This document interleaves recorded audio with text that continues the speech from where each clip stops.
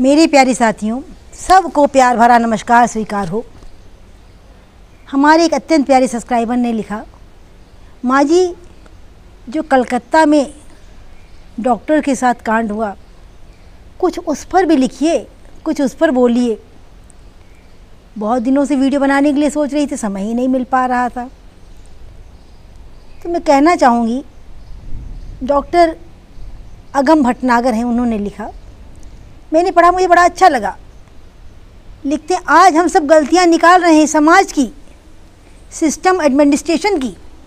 हाँ वे गलत हैं, पर उनसे ज़्यादा गलत हम हैं।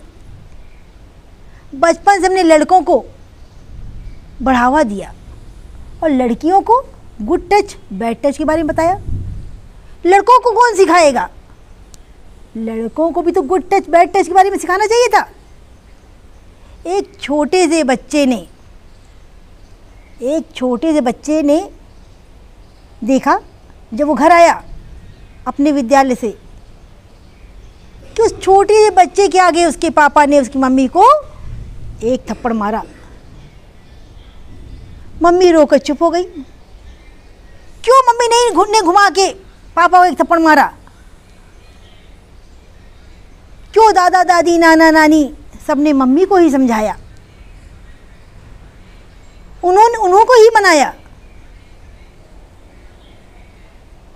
वो बच्चा तो यही सीखेगा ना कि मम्मी एक लड़की हैं, वो कमज़ोर हैं, उनका तो फर्ज है चुप रहना, सह लेना और कुछ ना कहना।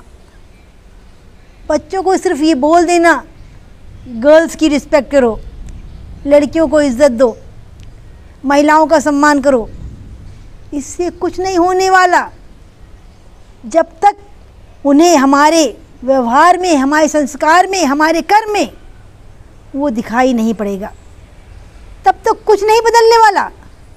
फिर चाहे कुछ भी मर्जी क्यों ना कर डालो, कुछ भी क्यों ना कर डालो। कहते हैं, किस लिए चुप बैठे हो? किस लिए चुप बैठे हो तुम? किस लिए तुम चुप बैठे हो? तुम्हारी चुप्पी की वजह की तलाश है। तुम्हारे घर का मसला शायद नहीं है, इसलिए चुप बैठे हो तुम। शायद कलकत्ता शहर दूर है तुमसे, उस डॉक्टर का सब्र, वो खौफ, वो खबर शायद तुम तक पहुंचा ही नहीं रहा हो।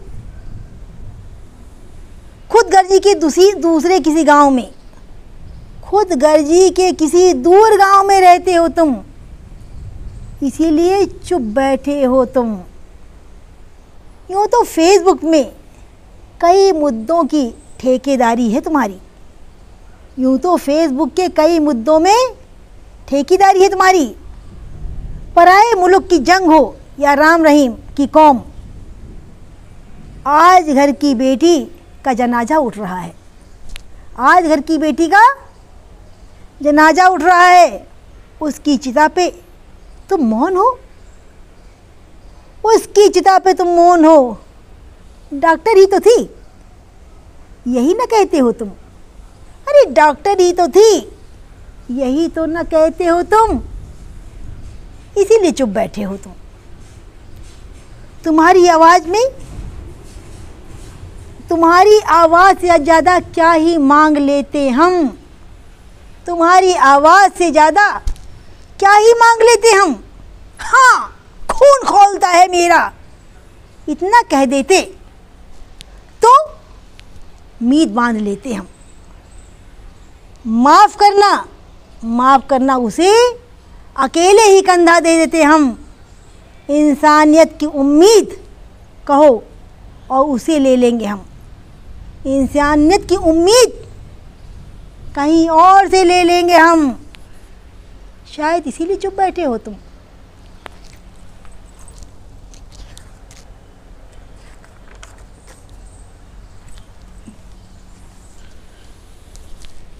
मेरी बेटी महफूज है, मेरी बेटी महफूज है, इसी भ्रम में रहते हो तुम। शायद इसीलिए चुप बैठे हो तुम, शायद इसीलिए चुप बैठे हो तुम। क्या कहूँ, कुछ समझ में नहीं आता। बड़ी तकलीफ़ होती है हृदय को जब हम इस तरह के कांड देखते हैं। हमें आवाज़ उठाना होगा। जब हम बदलेंगे तभी हमारा समाज बदलेगा।